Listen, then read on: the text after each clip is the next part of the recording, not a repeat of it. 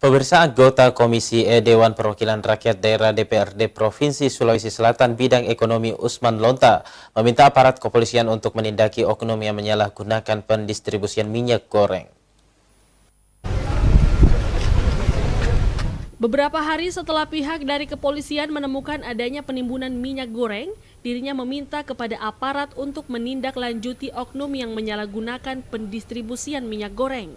Anggota Komisi B DPRD Sulsel itu menyayangkan ada oknum yang menimbun minyak goreng saat masyarakat sedang membutuhkan karena ketersediaan stok yang terbatas.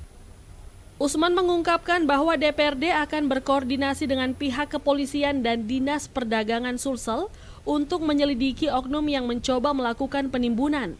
Kami di DPRD sekali lagi tidak menginginkan terjadi itu, sehingga pemerintah harus terlibat untuk menumpas itu kalau ada mafia. Komisi B berencana memanggil seluruh penyalur dan distributor di gedung DPRD Sulsel untuk menghadiri dengar pendapat terkait pendistribusian minyak sekaligus mencari tahu penyebab kelangkaan minyak goreng.